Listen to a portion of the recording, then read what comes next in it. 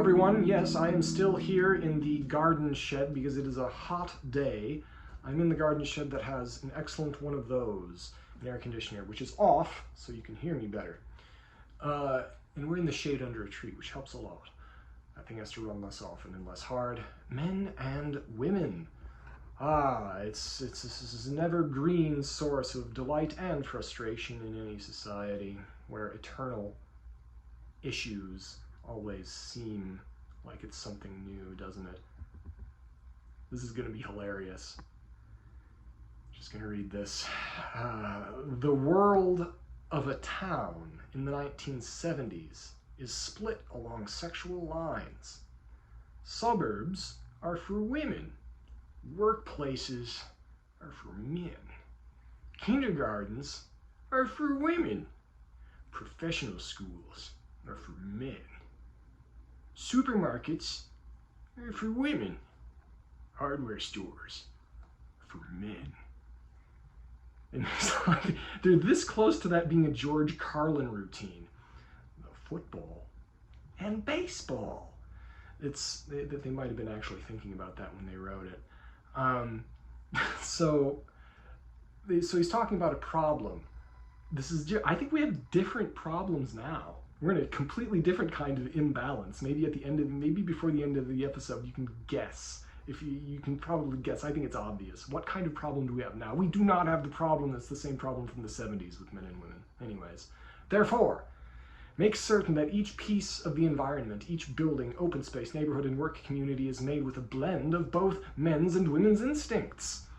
Keep this balance of masculine and feminine in mind for every project at every scale, from the kitchen to the steel mill. And then they have a picture of the yin-yang symbol, which is very important. Of each, the extreme contains its opposite and all of that. Yes.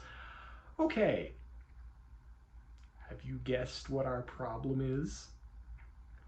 We're too mixed. Men and women are now expected to be the same thing or doing the same thing. There's not enough difference. In the 70s, I think in the 70s it was already probably getting more mixed than they appreciated. Because you compare the 70s to the 40s.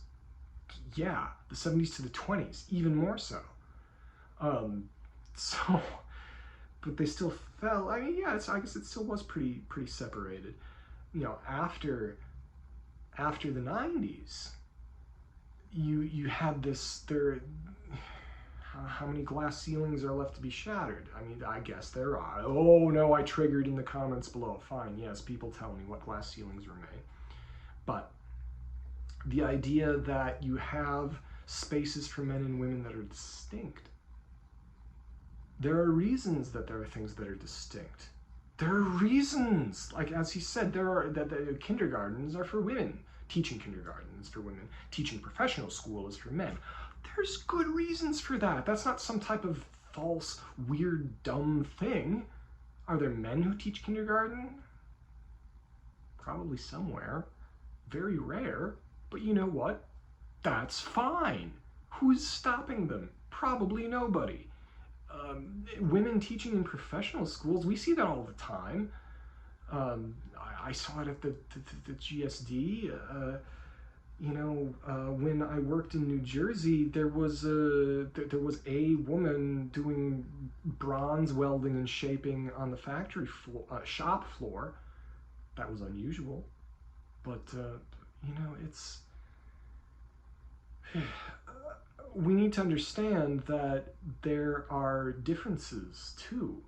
So we've become, within these 5 short decades, we've gone from complaining about not enough mixing to too much mixing regarding men and women, and we have people incredibly frustrated that the women are expected to just be like men.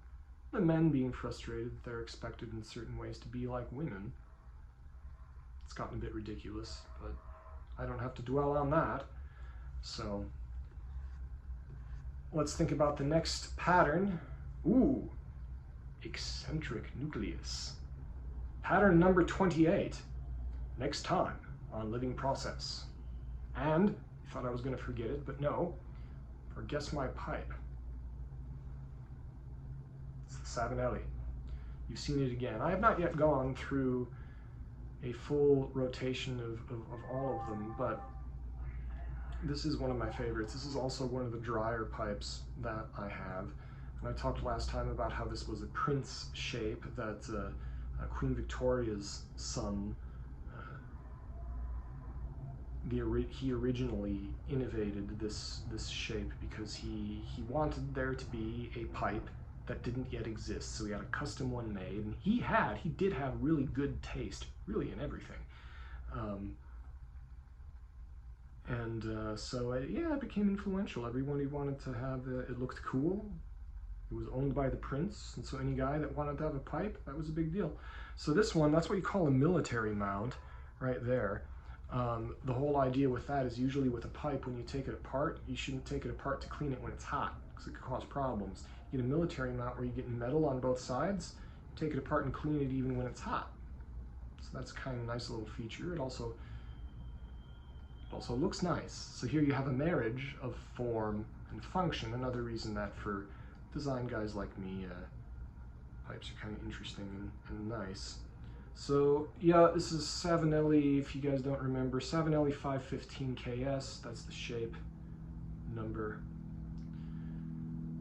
Yeah, that's about